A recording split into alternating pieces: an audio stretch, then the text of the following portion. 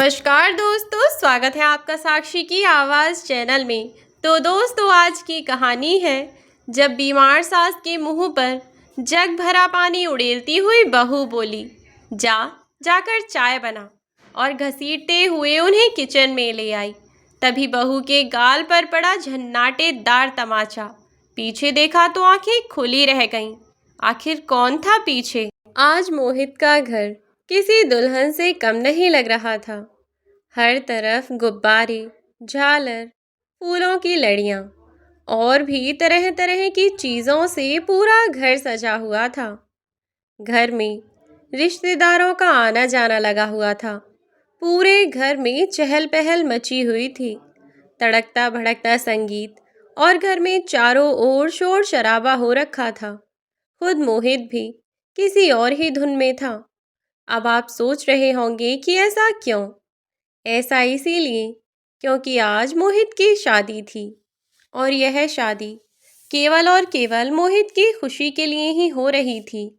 ऐसा नहीं था कि मोहित के माता पिता उसकी शादी नहीं करवाना चाहते थे, लेकिन हाँ, मोहित के माता पिता उसकी शादी किसी और से करवाना चाहते थे, जबकि वह किसी और को पसंद करता था।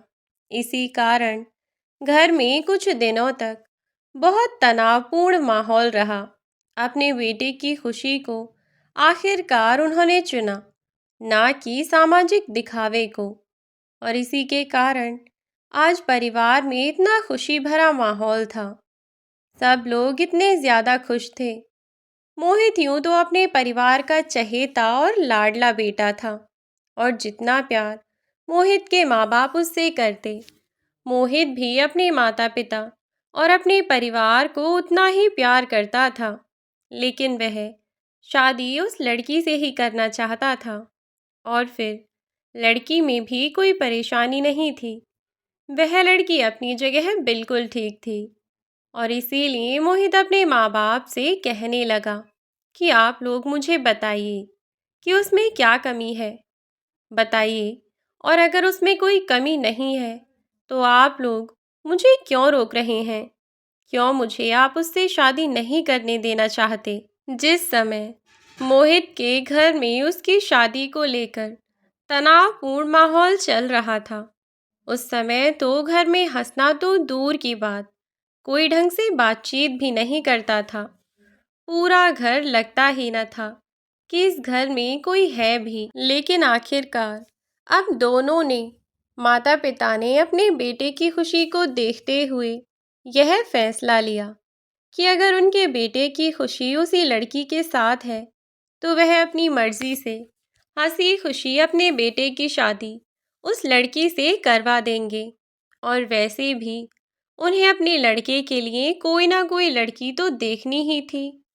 ऐसे में अगर उनके बेटे ने खुद ही कोई लड़की पसंद कर रखी थी तो उसे देखने में हर्ज ही क्या था। मोहित के माता पिता ने समझदारी दिखाते हुए मोहित को यह समझाया कि तुम जिससे शादी करना चाहते हो, हम उस लड़की से मिलने के लिए तैयार हैं, लेकिन यदि वह लड़की हमारे परिवार के हिसाब से ठीक नहीं निकली तो हम लोग शादी के लिए मना कर देंगे, और फिर तुम भी ज़बरदस्ती नहीं करोगे। मोहित ने भी अपने माता पिता की बात मान ली थी और कहा कि जैसा आप लोग चाहेंगे मैं वैसा करूँगा, लेकिन यदि सचमुच आपको उसमें कोई कमी दिखी, केवल तो ही मेरा उससे रिश्ता तुड़वाने के लिए आप लोग झूठ मूठ के बहाने बनाएंगे तो मैं आपकी एक नहीं सुनूंगा। घर में बैठकर उन लोगों ने आपसी सहमति से यह फैसला लिया कि अब वे लोग लड़की देखने के लिए जाएंगे। तो मोहित अपने माता पिता कावेरी जी और कुमार जी के साथ उस लड़की को अपने माता पिता से मिलवाने के लिए चला गया। मोहित ने अपने माँ बाप को उस लड़की से मिलवाया। जब कावेरी जी और कुमार जी ने उस लड़की यानी जिया को देखा तो वह पहली नज़र में ही उन्हें भा गई। जिया ने अपनी सूझबूझ और अच्छी बातों से उनका मन मोह लिया, और वे लोग भी इस बात से बहुत खुश हुए। आखिरकार जिया उन लोगों को पसंद आई, और उन्होंने मोहित की शादी के लिए हाँ कर दी। और अब शादी का दिन आ चुका था और इसीलिए परिवार में इतनी चहल पहल मची हुई थी। सब लोग बहुत खुश थे और सबसे ज़्यादा खुश मोहित का छोटा भाई था, जो कि पहले से ही अपने भैया की शादी को लेकर बहुत ज़्यादा एक्साइटेड था। और इसी के चलते कावेरी जी और कुमार जी बहुत हद तक निश्चिंत भी थे, क्योंकि मोहित के छोटे भाई ने सभी जिम्मेदारियों को अच्छे से संभाल लिया था और वह बस उसे सारे काम बता रहे थे। और साथ में माता पिता के जो काम होते हैं, जो रस्में होती हैं, जो जिम्मेदारियां होती हैं, उन्हें अच्छे से निभा भी रहे थे। और आखिरकार मोहित की शादी हो ही गई। और शादी के बाद मोहित की पत्नी जिया शादी होकर घर में गृह प्रवेश करके आ गई और अब जिया भी इस परिवार का एक हिस्सा बन चुकी थी। जब जिया घर में शादी करके आई तो शुरू शुरू में कावेरी जी और जिया की बहुत ज़्यादा नहीं बनती थी, क्योंकि जिया खुले विचारों वाली लेकिन पुराने संस्कारों को मानने वाली लड़की थी। उसमें आधुनिकता भी थी और पौराणिक विचारों को मानती भी थी। लेकिन कई बार कावेरी जी उसे समझ नहीं पाती और कई बार वह उन्हें नहीं समझ पाती। बाकी सबका ध्यान जिया अच्छे से रखा करती थी। अपने ससुर जी यानी कुमार जी को समय से उनकी दवाई गोलियां देना, ऑफिस जाने से पहले उनका लंच तैयार कर देना, अपनी सास की भी सभी ज़रूरतों का वह ध्यान रखा करती थी। लेकिन थोड़े समय बाद जिया ने अपना ऑफिस फिर से ज्वाइन कर लिया, क्योंकि उसने अपने ऑफिस से 15 से 20 दिन की ही छुट्टियां ली थीं। मोहित को भी अब ऑफिस वापस जाना तो था ही, लेकिन जिया का ऑफिस ज्वाइन करना मोहित की माँ कावेरी जी को भा नहीं रहा था। जब जिया ने ऑफिस ज्वाइन किया तब शुरू में मुश्किलें तो आने लगीं। जिया थोड़ा बहुत काम करके चली जाया करती और आने के बाद भी थोड़ा बहुत काम करवा लिया करती थी। लेकिन कावेरी जी, जो कि पहले ही लव मैरिज के खिलाफ थीं, लेकिन अपने बेटे की खुशी के लिए मान गईं। उन्होंने जिया के सामने यह शर्त रखी कि अगर ऑफिस जाना है तो घर के सारे काम निपटाने के बाद ऑफिस जाना होगा और ऑफिस से आने के बाद घर के सारे काम निपटाने होंगे। एक बहू का फर्ज होता है घर की जिम्मेदारियां उठाना, और अगर तुम यह जिम्मेदारियां नहीं उठा सकती थीं तो तुम्हें अभी शादी नहीं करनी चाहिए थी। हमारे घर की बहुएं अपनी घर गृहस्थी को खुद ही संभालती हैं, ना कि बहू के आने के बाद भी सास ही सब कुछ संभालती रही। जब कावेरी जी ने जिया को यह सब कहा तो जिया ने भी अपनी सास की बात मानते हुए, अपना बहुधर्म निभाते हुए घर की जिम्मेदारियों को उठाना शुरू किया। दरअसल जिया बहुत अच्छे से जानती थी कि उसकी शादी अपनी मर्जी से हुई है, तो इसीलिए उसे अपने सास ससुर का दिल जीतने के लिए थोड़ी तो मेहनत करनी ही होगी। सब कुछ इतना आसानी से तो नहीं मिल जाएगा। और इसीलिए जिया अपनी सास कावेरी जी की हर बात मानते हुए, शुरू शुरू में तो जिया फिर भी थोड़ा बोल जाया करती थी, लेकिन धीरे धीरे जैसे जैसे वह अपनी सास को जानती गई, उसने उनके सामने बोलना बहुत कम कर दिया। वह अब उनकी हर बात मानने लगी, क्योंकि वह चाहती थी कि परिवार में हर व्यक्ति उसे पसंद करे। जबकि कावेरी जी भी कहीं न कहीं उसके व्यवहार से, उसकी बातों से प्रभावित तो थीं, लेकिन फिर भी वह उसके सामने ऐसा जताती नहीं थीं। ऐसे ही समय बीतता रहा और जिया ने ही अपने घर की जिम्मेदारियों को बखूबी संभाल लिया। वह सुबह सवेरे सबसे पहले उठती और घर का सारा काम निपटाती। उसके बाद ऑफिस जाती। ऑफिस से आने के बाद घर का सारा काम करती और तब जाकर आराम करती थी। कई बार तो उसकी हालत देखकर मोहित को अपने घर वालों पर बहुत ही गुस्सा आता और कुमार जी भी कावेरी जी को समझाया करते थे कि कावेरी, बहू के साथ इस तरह का व्यवहार कहाँ तक उचित है, जबकि वह बेचारी तो तुम्हारी हर बात मान रही है। अभी भी वक्त है कावेरी, मैं तुम्हें समझा रहा हूँ।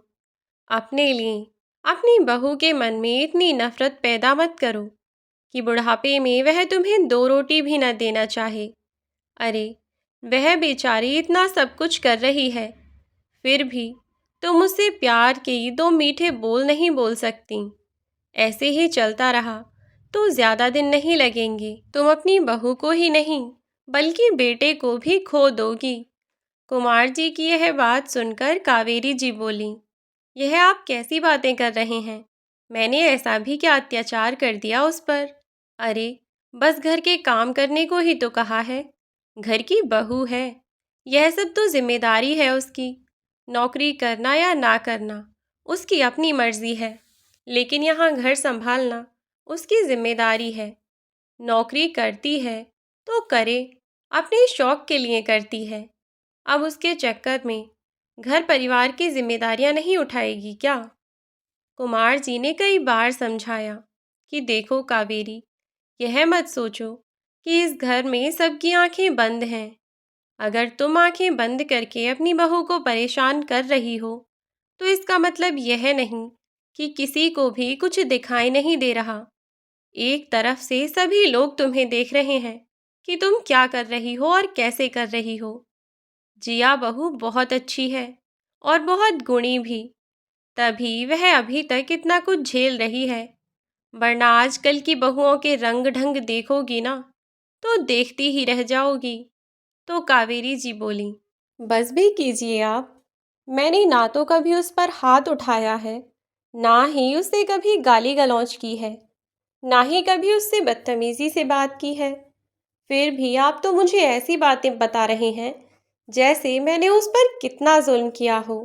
बिल्कुल हद कर रखी है आपने। अगर इतनी ही परेशान है वह, तो नौकरी क्यों नहीं छोड़ देती? यह सब बातें जो कि कुमार जी और कावेरी जी के बीच में हो रही थीं, यह सब बातें दरवाजे के बाहर से निकलते हुए मोहित ने सुन लीं।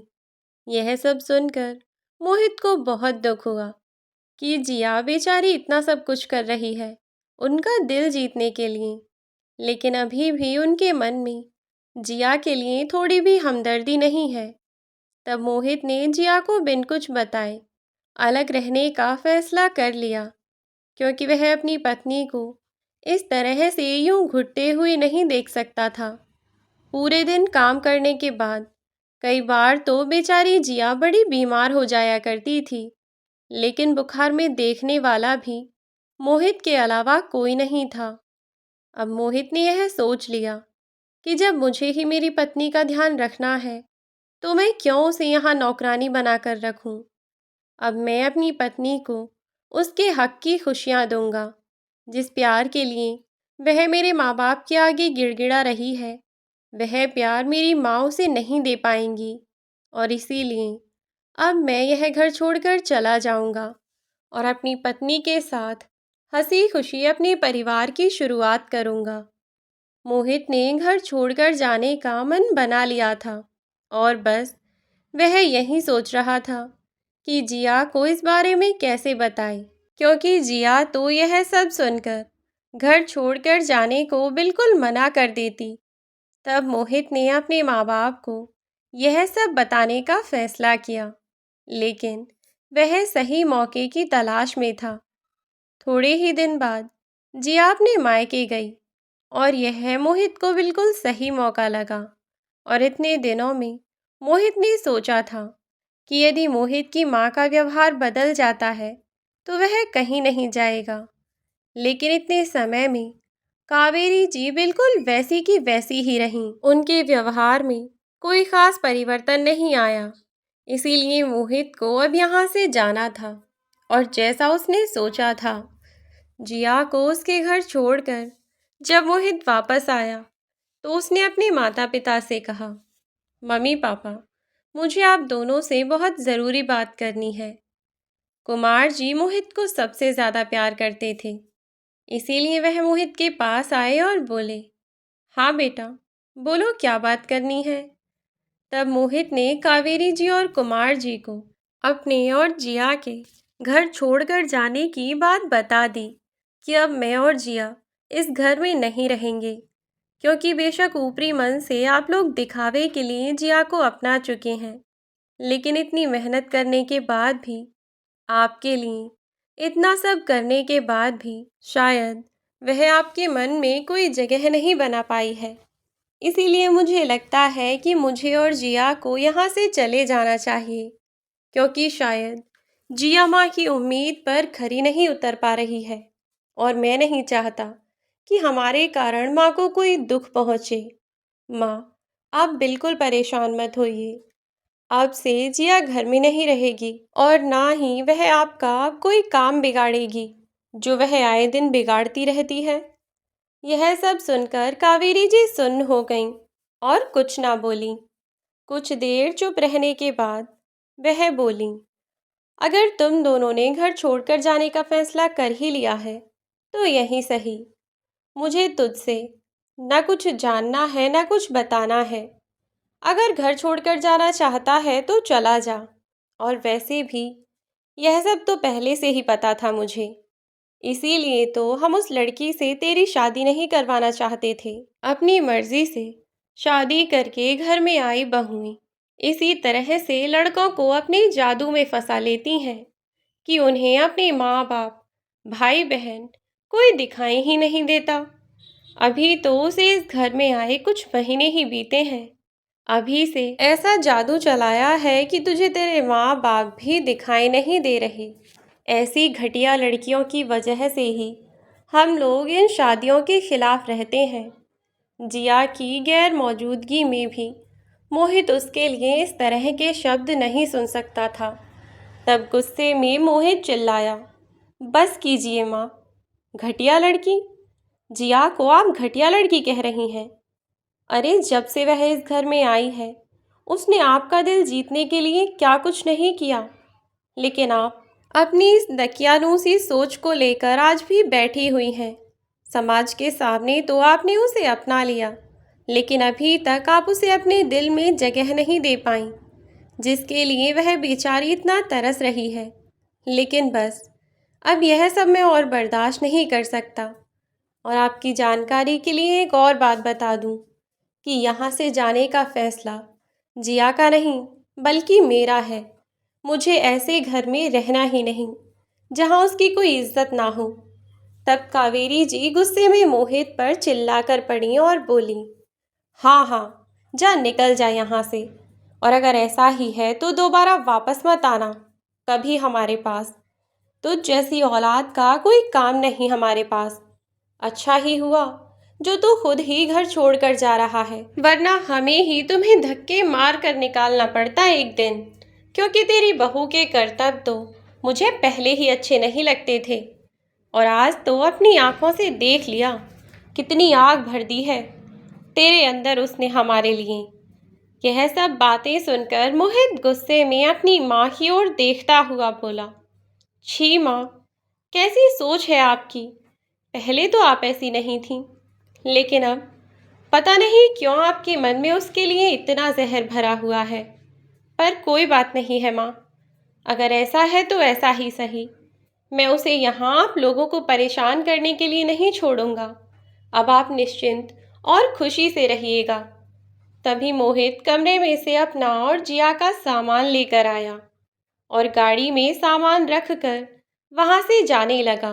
कुमार जी ने उसे रोकने की कोशिश भी की, लेकिन कावेरी जी ने कुमार जी को रोक दिया और बोली, जाने दीजिए इसे, बीवी का मजनू बना फिर रहा है। कुछ ही दिन में अकल ठिकाने आ जाएगी तो वापस यहीं दौड़ता हुआ आएगा और कहेगा कि माँ गलती हो गई, आगे से ऐसा नहीं करूँगा। देखिएगा आप कुछ दिनों में कैसे यहाँ दौड़ा दौड़ा यहीं पर वापस आएगा। जाने दीजिए इसे, मत रोकिए। जो औलाद अपने माँ बाप के बारे में ही ना सोचे, उसके बारे में भला क्या ही कहना।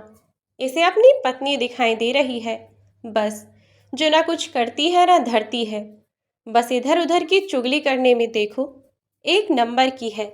इसके कान भरती रहती है जब देखो तब, और ऐसा ही यह है। भगवान न करे ऐसे बहू बेटे किसी को भी मिले। कैसे नालायक बहू और बेटे हैं, और इसे क्या लगता है इसके जाने के बाद हम अकेले हो जाएंगे। अगर जाता है तो जाए, हमें भी तेरी कोई ज़रूरत नहीं है। मेरे पास अभी भी मेरा एक बेटा है। गुस्से में कावेरी जी चिल्लाए जा रही थीं। मोहित भी बहुत दुखी तो था, लेकिन साथ ही बहुत गुस्से में भी था। उसकी आंखों से आंसू तो बह रहे थे अपनी माँ की ऐसी बातें सुनकर, लेकिन फिर भी वह कुछ ना बोली, क्योंकि जब से मोहित ने अपनी पढ़ाई पूरी की तब से उसने अपने घर की जिम्मेदारियों को उठाने में अपने पापा का पूरा सहयोग किया। उसके बाद भाई की पढ़ाई पूरी हुई। हमेशा मोहित ने अपने माँ बाप की हर बात मानी, कई बार अपनी इच्छाओं को मारा, लेकिन इतना सब करने के बाद भी आज उसी की माँ उसके लिए इतना सब कह रही थी। कई बार तलवार से भी ज़्यादा गहरा घाव ऐसी कड़वी बातें देती हैं, और यह घाव जल्दी से भरते भी नहीं। गुस्से में मोहित घर से निकल गया। अगर उसकी माँ प्यार से उसे रोकती तो शायद मोहित रुक जाता, लेकिन उसकी माँ की इन बातों ने उसे तुरंत घर छोड़कर जाने को मजबूर कर दिया। अब मोहित की बर्दाश्त की हद पार हो चुकी थी और इसीलिए उसने घर छोड़ने का फैसला कर लिया। घर से मोहित सामान लेकर निकल तो पड़ा, लेकिन वह समझ नहीं पा रहा था कि वह अब कहाँ जाए कहाँ नहीं। उसने अपने एक दोस्त से बात की और कहा कि वह उसके पास रुकना चाहता है। मजबूरी में उसके दोस्त ने उसकी मदद की और 2 दिन अपने घर पर रहने दिया। इसी बीच मोहित ने अच्छी सी जगह किराए पर कमरा ढूंढा और 2 दिन बाद जब जिया ने मोहित के पास फ़ोन किया और मोहित उसे लेने पहुंचा, तो मोहित ने वहां से जिया को कुछ नहीं बताया और जिया को अपने साथ लेकर घर जाने लगा। लेकिन इस बार मोहित अपनी गाड़ी को किसी दूसरे रास्ते पर ले जा रहा था। यह देखकर जिया कुछ समझ नहीं पाई।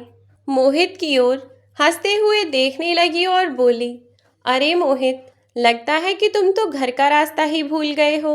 घर इधर थोड़े ही ना है। कहाँ लेकर जा रहे हो? हम लोग कहीं घूमने जा रहे हैं क्या? मोहित ने ज़्यादा कुछ नहीं कहा, बस हल्की सी मुस्कुराहट के साथ गर्दन हिला दी।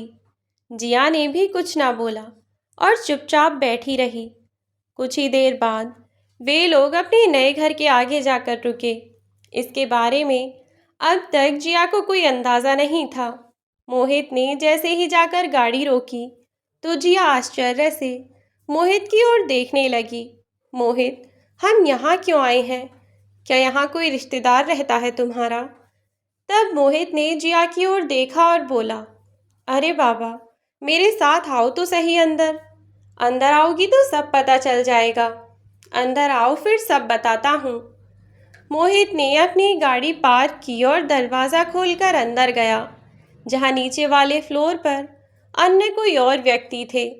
और मोहित जिया का हाथ पकड़कर फर्स्ट फ्लोर पर पहुँचा, जहाँ एक कमरे का छोटा सा फ्लैट था, जो कि साफ और शुद्ध था। उन दोनों के लिए काफ़ी था।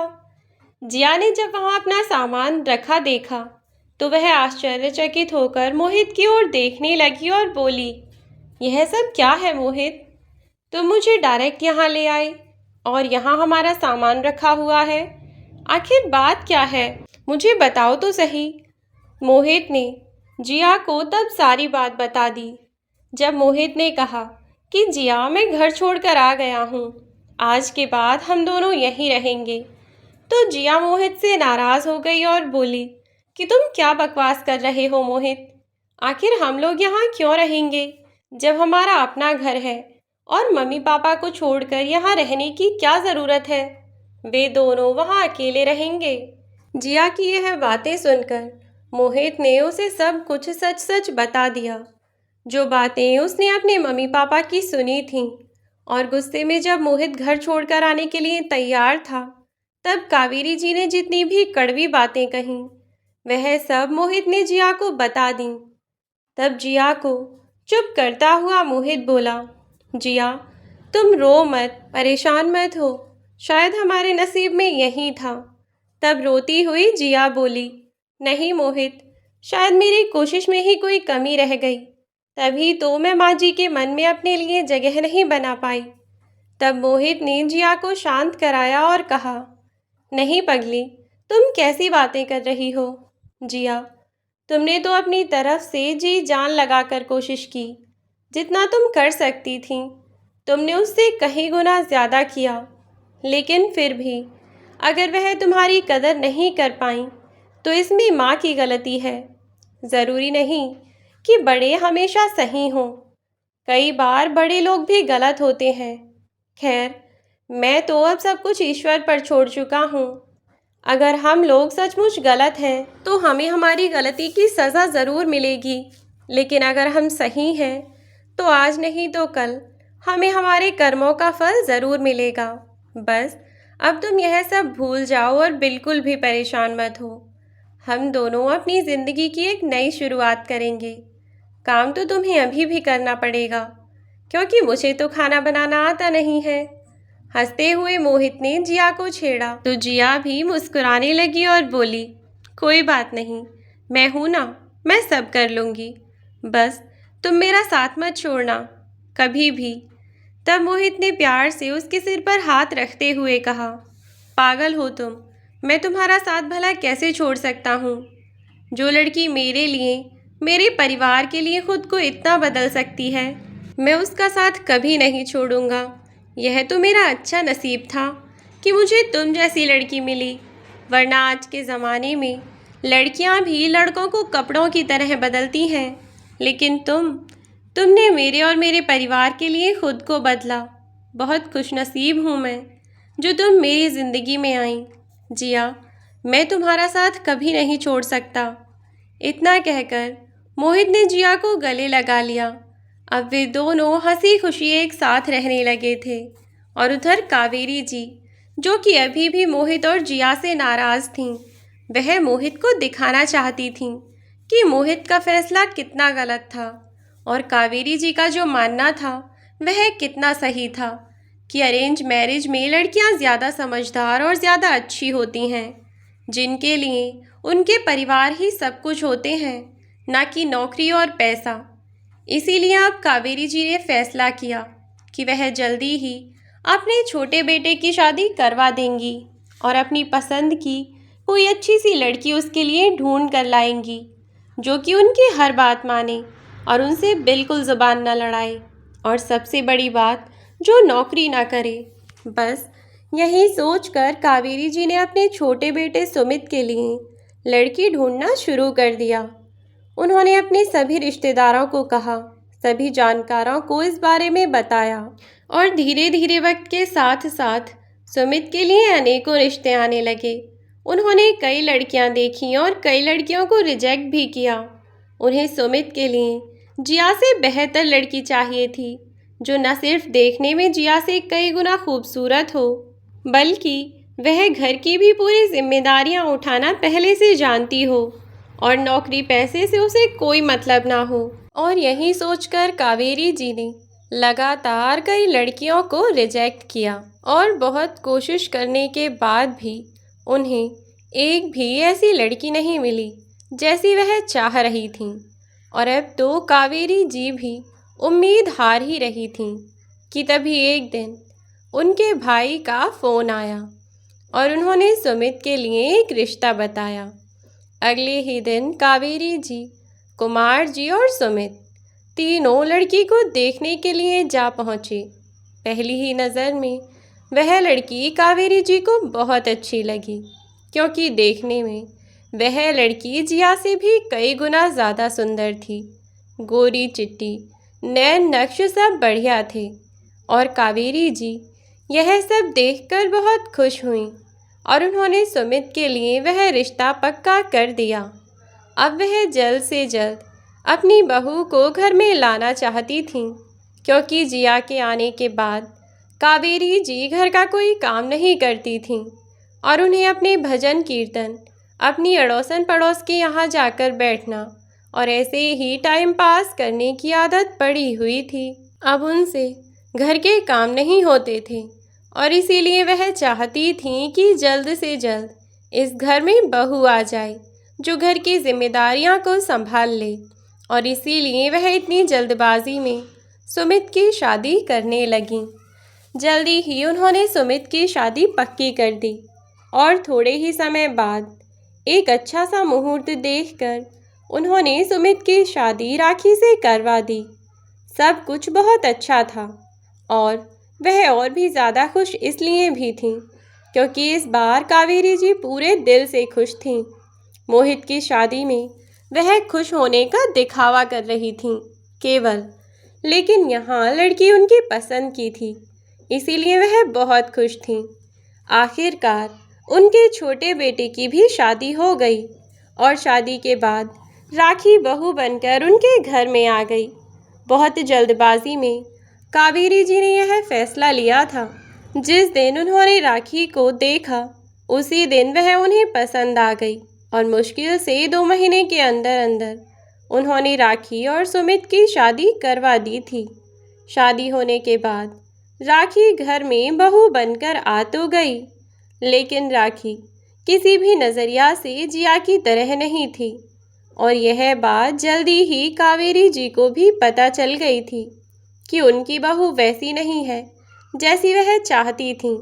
लेकिन फिर भी क्योंकि वह उनकी अपनी पसंद की थी तो इसीलिए वे अपनी तरफ से पूरी कोशिश करने लगीं ताकि परिवार में सब कुछ कुशल मंगल चलता रहे। शादी के दूसरे दिन जब राखी घर में आराम कर रही थी तब दोपहर के समय कावेरी जी ने राखी के कमरे का दरवाज़ा खटखटाया। पहले 1-2 बार में तो राखी ने दरवाज़ा नहीं खोला तो कावेरी जी को लगा कि पता नहीं बहू दरवाज़ा क्यों नहीं खोल रही, सब ठीक है या नहीं। यही सोचकर उन्होंने फिर से और ज़ोर से दरवाज़ा खटखटाया। जब वह ज़ोर ज़ोर से दरवाज़ा पीटने लगीं तो अंदर से राखी ने आकर दरवाज़ा खोला और आंखें अपनी मीड़ती हुई राखी बोली, क्या हुआ, क्यों दरवाज़ा तोड़ने पर तुली हो, बताओ क्या काम है। तब कावेरी जी इस तरह की बात सुनकर अपनी बहू की ओर देखने लगी और बोली, राखी बेटा मैं हूँ। तो राखी बोली, हाँ तो मैं भी तुमसे ही कह रही हूँ, पता है कि तुम हो, बताओ क्या हुआ, क्यों इतनी देर से दरवाज़ा पीटती जा रही हो। कावेरी जी कुछ ना बोली तो राखी ने फिर से पूछा, अरे अब बता भी दो क्यों दरवाज़ा पीट रही थीं, तब तो मेरी नींद खराब कर दी और अब देखो ज़ुबान से एक शब्द नहीं निकल रहा, बताओगी या यूं ही मुंह लटकाए खड़ी रहोगी। थोड़ी तेज आवाज़ में वह बोली तो कावेरी जी भी ये बिल्ली बन गईं और धीमी सी आवाज़ में वह बोली, वो बेटा मैं यह कह रही थी कि पड़ोस की सब औरतें तुम्हारी मुंह दिखाई करने आएंगी तो अच्छे से कपड़े पहनकर तुम तैयार रहना, मैंने सबको 4 बजे का न्योता भिजवाया है। यह सुनकर राखी बोली, हाँ हाँ ठीक है आ जाऊंगी, यह बात सुबह भी तो बता सकती थी ना, ज़रा देर हुई नहीं लेटे हुए कि आज यहीं पे आ धमकी, अब जाइए यहाँ से, खड़ी क्यों हैं। गुस्से में दरवाज़ा बंद करती हुई राखी बड़बड़ करती रही, इतनी भी तमीज़ नहीं है कि नई बहू है आराम कर रही है तो क्यों जगाएं, जगाने चली आई यहाँ मुँह उठाकर। राखी यह सब बातें बोलती जा रही थी और यही सब बोलती हुई वह कमरे में सो गई। इधर अपना सा मुँह लेकर कावेरी जी चुपचाप नीचे आ गईं क्योंकि अभी भी घर में मेहमान रुके हुए थे। शाम को मुँह दिखाई की रस्म हुई और राखी को बहुत सारे तोहफे भी मिले। यह सब देखकर राखी बहुत खुश हुई। कावेरी जी को अजीब तो लगा। फिर यही बात उन्होंने रात को कुमार जी से कही तो कुमार जी बोले, क्या कावेरी, हर चीज़ को लेकर तमाशा बनाने की आदत कब जाएगी तुम्हारी। अरे जब उसे नींद आ रही थी तो तुम गई ही क्यों उसके कमरे में, और गई तो सुनो, मुझे कुछ मत कहो। इतना कहकर कुमार जी तो चुपचाप सो गए और फिर अगली सुबह के लिए किचन में जाकर कावेरी जी ने खीर बनाने की तैयारी तो कर दी थी और अपनी बहू को कह भी दिया था पहले से कि कल रसोई की रस्म है, सबको कुछ मीठा बनाकर खिलाना है तुम्हें, तो कुछ अच्छा सा खिलाना बहू। मैं तैयारी कर दूंगी, पर 8 बजे तक नहा धोकर नीचे आ जाना। लेकिन सुबह के 9 बज गए और अभी तक कुमार बाबू को ना तो उनकी चाय मिली, ना ही कुछ और। तो कुमार बाबू चिल्लाने लगे, अरे कावेरी, कहाँ हो? अभी तक मेरी चाय नहीं आई। सुबह के 9 बज रहे हैं भाई। तब कावेरी जी उनके पास आई और बोली, सुनिए जी, आज बहू की पहली रसोई की रस्म है ना, उससे पहले मैं कुछ खाने को नहीं बना सकती हूँ। तो कुमार जी गुस्से में बोले, रस्म है तो क्या भूखा मारोगी? अरे जो करना है करू के ख़त्म करो, मुझसे और बर्दाश्त नहीं होगा। आधा घंटे में मेरे लिए कुछ बना कर ले आओ, मैं बाहर बगीचे में बैठा हूँ। इतना कहकर कुमार बाबू चले गए। कावेरी जी फिर से अपनी बहू का दरवाज़ा खटखटाने लगी और फिर से राखी ने गुस्से में मुंह बनाते हुए दरवाज़ा खोला।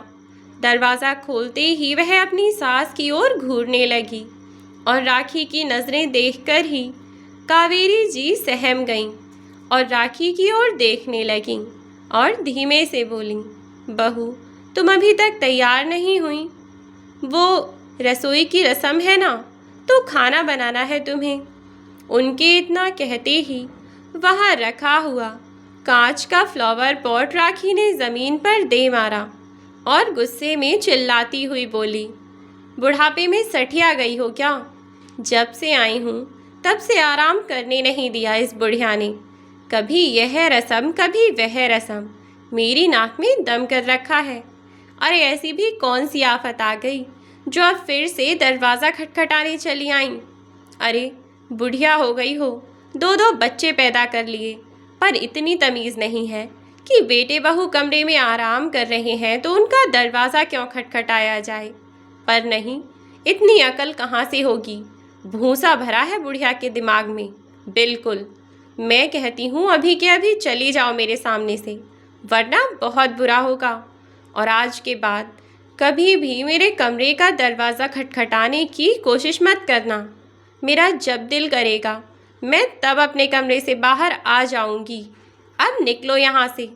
गुस्से में राखी ने अपनी सास को धमका कर वहाँ से भगा दिया और कावेरी जी की इतनी भी हिम्मत ना हुई कि वह एक शब्द भी राखी से कह पाएं। नीचे आईं तो अपनी बहू की बातें सोच सोच कर वह रोने लगीं। फिर थोड़ी देर बाद उन्होंने अपने आंसू पोंछे और किचन में जाकर खुद ही खाने को कुछ बनाने लगीं और जल्दी से हल्का फुल्का सा पोहा बनाया और बगीचे में बैठे कुमार जी को पकड़ा आईं।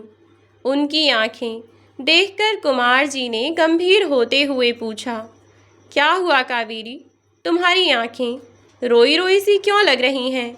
क्या हुआ है? तुम रोई हो क्या? बताओ मुझे, तुम्हें क्या हुआ है? तब कावेरी जी और ज़ोर ज़ोर से रोने लगीं और उन्होंने कुमार जी को अपनी बहू की सारी हरकतें बता दीं। यह सब सुनकर उन्हें बहुत गुस्सा आया और कावेरी जी का हाथ पकड़कर वे घर के अंदर आए और अपने बेटे को आवाज़ देकर नीचे बुलाया। थोड़ी ही देर में सुमित भी नीचे आ गया और बोला, क्या हुआ पापा, कैसे आवाज़ लगा रहे हैं? तब कुमार जी ने अपनी पत्नी की सारी बातें उसे बता दीं। तब सुमित अपनी माँ की ओर देखकर टेढ़ा टेढ़ा हंसने लगा और बोला, क्या माँ, अभी तो इसे आए हुए 4 दिन भी नहीं हुए, आपने अभी से ही पहले वाला तमाशा शुरू कर दिया। जो आप भाभी के साथ किया करती थीं, अब इसके साथ करने लगीं। जाइए माँ, अपना काम कीजिए, क्योंकि मैं इतना पागल नहीं हूँ। और प्लीज़ पापा, आप इनकी तरफदारी मत ही कीजिए। क्या आप नहीं जानते कि यह कैसी हैं? तब रोती हुई कावेरी जी बोली, तू तो ऐसे कह रहा है जैसे कुछ सुना ही नहीं। तेरी बीवी ने गुलदस्ता तोड़ दिया, क्या तब भी तेरी आँख नहीं खुली? तब सुमित बोला, खुल गई थी मेरी आँख, पर इसमें उसने गलत ही क्या कहा। माँ, इतनी तमीज़ तो आपको भी होनी चाहिए। हम दोनों अपने कमरे में अगर थोड़ी लेट तक लेटे भी हैं तो कौन सी आफत आ गई, लेकिन नहीं, बताया था इसने मुझे कि कैसे कल दोपहर भी आपने इसकी नींद तोड़ दी थी। अरे अगर दिन में आराम नहीं करने दोगी तो सुबह को तो थोड़ा लेट तक उठेगी ही ना। लेकिन आप प्लीज़ पापा, मुझसे आप इनकी कोई शिकायत मत करिएगा, क्योंकि उसने मेरे सामने जो भी कहा ठीक ही था। तो प्लीज़ अब आप माँ की तरफदारी मत कीजिए। बाकी मैं उसे कह दूँगा कि थोड़ा पोलाइटली बात किया करे। बस इतना कहकर सुमित वहाँ से चला गया। कावेरी जी को दिन में तारे तो अब दिखने वाले थे। अब तक तो उन्हें पता ही न चला कि उनके बेटे और बहू की क्या कीमत थी, लेकिन अब उन्हें असल कीमत पता चलने वाली थी। अब तो राखी ने आने के बाद 15 ही दिन में उनकी नाक में नकेल कर दी। कावेरी जी की एक बात न मानती और अपनी खूबसूरती का घमंड दिखाती। अपने आगे वह पूरे घर में किसी को नहीं गिदानती थी और अपनी खूबसूरती के चक्कर में सुमित को उसने अपना दीवाना बना रखा था। इसीलिए सुमित भी अपनी माँ की कोई बात ना सुनता। अब कावेरी जी कर भी क्या सकती थीं? जब भी राखी कावेरी जी से कुछ कहती तो वह कुमार बाबू से उसकी शिकायत किया करती थीं, लेकिन कुमार जी भी क्या ही कर सकते थे। उन्होंने कावेरी जी को पहले ही समझाया था, लेकिन तब उन्होंने किसी की एक न सुनी और अब उन्हें अपनी ज़िद का परिणाम भुगतना पड़ रहा था। ऐसे ही दिन बीत रहे थे। अब तो कावेरी जी खून के आंसू रो रही थीं। पहले जिया के राज में जो सास अपनी अड़ोसन पड़ोसन के यहाँ पूरे दिन बैठी रहा करती, कभी मंदिर कभी भजन कीर्तन में लगी रहा करती थी, अब उसी सास को घर के कामों से फुर्सत ही न मिलती। रोटी पानी, साफ सफाई, यहाँ तक कि बहुरानी को खाना परोस कर उसके कमरे में देना पड़ता, और अगर महारानी को खाना खाने का मन ना हुआ तो उसकी फरमाइश के अकॉर्डिंग वह खाना बनाकर उसे देती, और अगर नहीं सुनती तो राखी उनसे बदतमीज़ी करती। कावेरी जी दिन रात अब खून के आंसू रो रही थीं, क्योंकि ऐसी ज़िंदगी तो उन्होंने कभी नहीं सोची थी। अब उन्हें अपनी गलती, अपनी सोच पर बहुत पछतावा हो रहा था। अब उन्हें एहसास हो रहा था कि उनकी बहू जिया कितनी अच्छी थी। जिया ने आज तक अपनी सास के साथ कभी बदतमीज़ी नहीं की थी, लेकिन राखी ने शादी के दूसरे ही दिन अपना असली चेहरा उन्हें दिखा दिया। जो जिया ने इतने महीनों में, अब तक तो लगभग साल भर बीत ही चुकी थी, लेकिन इतने समय में भी जिया ने कभी ऐसा कुछ नहीं किया। उधर मोहित और जिया अपनी ज़िंदगी को बहुत अच्छे से गुजार रहे थे। दोनों ही काम करने जाते थे और शाम को दोनों ही समय से वापस लौट आते। सब कुछ बहुत अच्छा चल रहा था। वे दोनों बहुत खुश थे अपनी ज़िंदगी में, लेकिन कावेरी जी की ज़िंदगी को राखी ने नर्क बना रखा था। थोड़ा समय और बीता और समय के साथ साथ राखी के नखरे बढ़ते गए, क्योंकि उसे पता चल चुका था कि सुमित उसका दुमछल्ला बना फिरता है। इसी चीज़ का फ़ायदा उठाकर वह उस घर में अपना हुक्म चलाती और मज़े से अपनी ज़िंदगी गुजार रही थी। ऐसे ही एक दिन कुमार जी ने मोहित को फ़ोन किया और फ़ोन पर मोहित को सारी बातें बताने लगे, लेकिन मोहित ने भी अफसोस जताते हुए कहा कि पापा, आप मुझे बताइए कि मैं इसमें क्या कर सकता हूँ। माँ ने खुद मुझे घर से निकल जाने को कहा था। जब तक माँ नहीं कहती तब तक मैं उस घर में वापस नहीं आ सकता, और आप तो जानते ही हैं ना कि वह वैसे भी मुझे और जिया को पसंद नहीं करती, तो हम दोनों घर में तो आ ही नहीं सकते। अब आप ही देखिए कि क्या कर सकते हैं क्या नहीं। फिर एक दिन राखी की सास कावेरी जी अपने कमरे में आराम कर रही थीं कि इतनी ही देर में राखी उनके कमरे में आई और आवाज़ देने लगी और बोली, उठकर मेरे लिए एक कप चाय बना दीजिए, और हाँ, 2 मिनट में मेरे कमरे में दे दीजिए। तब कावेरी जी अपनी बहू से बोली, बेटा, मैं बहुत थक गई हूँ, आज एक कप चाय ही तो बनानी है, तो खुद ही बना ले। मेरे सर में बहुत दर्द हो रहा है, राखी ने गुस्से में दोबारा कहा। यह सब बहाने और ड्रामे मेरे सामने मत दिखाओ। जाओ और जाकर फटाफट चाय बना दो। अगर 5 मिनट में मेरे कमरे में चाय नहीं पहुंची ना, बहुत बुरा हाल करूंगी तुम्हारा। इतना कहकर वह वहां से चली गई। और कावेरी जी ने भी आज सोच लिया कि जब मेरे बस की ही नहीं तो मैं कहाँ से काम करूंगी। जो होगा सो देखा जाएगा। ऐसे बेकाबू बहू को काबू में करना ही होगा, वरना ऐसे तो यह मेरे सर पर चढ़कर नाचती रहेगी। मैं बीमार हूँ और मैं कुछ नहीं करूँगी, मतलब कुछ नहीं करूँगी। यही सोचकर कावेरी जी भी लेटी रहीं कि तभी 10 मिनट बाद किसी ने कावेरी जी के मुंह पर जग भरा हुआ पानी उड़ेल दिया, जिससे कावेरी जी हड़बड़ा कर उठीं। सामने देखा तो राखी खड़ी हुई थी। गुस्से में राखी उनकी ओर घूरती हुई बोली, मैंने कहा था ना तुझे कि 5 मिनट, मतलब 5 मिनट, और 10 मिनट बीत गए। तू अभी भी यहाँ खाट में पड़ी हुई है। चल उठ यहाँ से और फटाफट मेरे लिए चाय बना कर ला, वरना अभी तो कुछ नहीं किया जो अब करूँगी। चलो यहाँ से। इतना कहकर कावेरी जी का हाथ पकड़कर घसीटते हुए वह उन्हें किचन तक लेकर गई। और कावेरी जी तब अपनी बहू से गुस्से में बोली, यह क्या बदतमीज़ी है राखी? तुम्हारे माँ बाप ने क्या तुम्हें यही संस्कार दिए हैं? बड़ों से बात करने की तमीज़ नहीं है क्या? कैसा व्यवहार कर रही हो तुम मेरे साथ? तुम्हारी सास हूँ, कोई नौकरानी नहीं हूँ इस घर की, जो तुम ऐसा बर्ताव कर रही हो। इतना सुनते ही राखी का दिमाग खनक गया। गुस्से में अपनी सास का हाथ पकड़कर उसने मरोड़ दिया और अपनी सास का हाथ ऐंठकर कमर के पीछे कर दिया और बोली, अब बोल, क्या कह रही थी मेरे बारे में? मेरे माँ बाप ने मुझे संस्कार नहीं दिए। अब रुक, देख तेरे कैसे संस्कार निकालती हूँ मैं।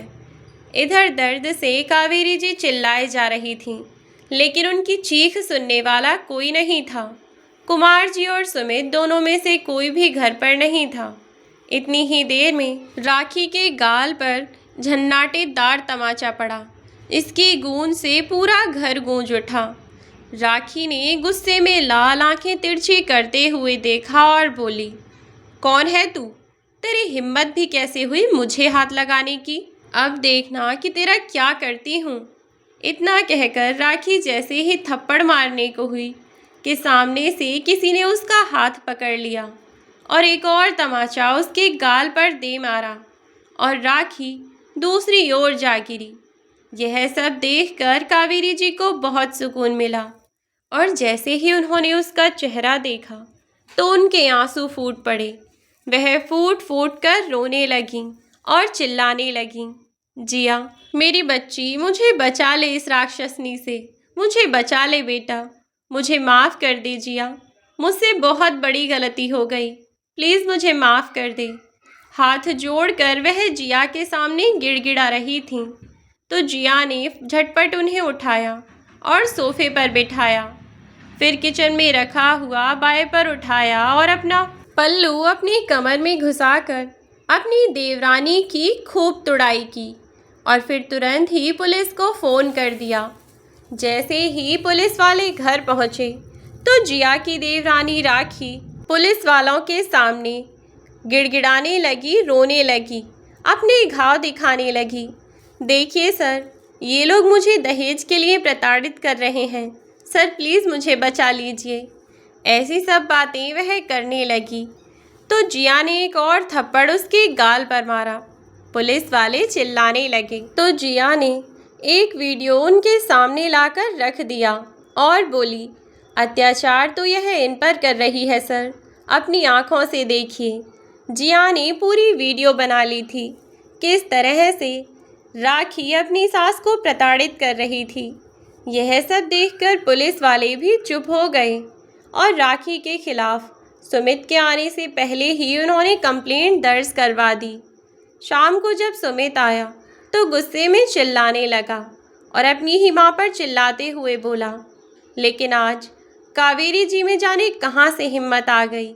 जिया भी उनके पास ही थी कि कावेरी जी उठीं और सुमित के गाल पर जोरदार तमाचा मारा और बोली, बेशर्म, जितनी फिक्र अपनी पत्नी की हो रही है, काश उसकी आधी भी तुझे अपने माँ बाप की होती तो मेरा जीवन सफल हो जाता। कैसा नालायक बेटा है, सब कुछ अपनी आंखों के सामने होता हुआ देखकर भी चुपचाप सब देखता रहा। कभी अपनी बीवी के खिलाफ जाकर अपनी माँ की मदद करने की नहीं सोची। चला जा यहाँ से और मुझसे अब तू कोई उम्मीद मत रखना। फिर कावेरी जी ने हाथ जोड़कर अपनी बहू जिया से माफ़ी मांगी और जिया ने भी अपनी सास को पूरे दिल से माफ़ कर दिया। फिर उन्होंने मोहित और जिया को अपने घर वापस बुला लिया और सुमित से उन्होंने यह कहा कि वह अब के बाद अपनी पत्नी को लेकर इस घर से कहीं दूर चला जाए और इसी शर्त पर वे अपनी कंप्लेंट वापस लेंगे। उनके यह कहने पर सुमित भी मान गया और अपनी पत्नी के साथ दूर कहीं जाकर वह रहने लगा। और इधर कावेरी जी और कुमार जी अपने बेटे और बहू मोहित और जिया के साथ खुशी खुशी रहने लगे। तो दोस्तों, यह थी हमारी आज की कहानी। आज की कहानी आपको कैसी लगी हमें कमेंट बॉक्स में कमेंट करके ज़रूर बताइएगा और इस कहानी से आपको क्या सीख मिली हमें यह भी कमेंट कीजिएगा। वीडियो आपको यदि अच्छी लगी हो तो वीडियो को लाइक और शेयर कीजिए। चैनल पर नए हो तो चैनल को सब्सक्राइब करना बिल्कुल ना भूलें। साथ ही बेल आइकन को प्रेस कर दें ताकि आने वाली वीडियोस की नोटिफिकेशन आपको मिलती रहे। आज के लिए बस इतना ही। अंत तक बने रहने के लिए धन्यवाद। अब मिलती हूँ आपसे एक नई वीडियो में एक नई कहानी के साथ। तब तक के लिए बाय बाय मेरे प्यारे दोस्तों। अपना ख्याल रखें और सुरक्षित रहें।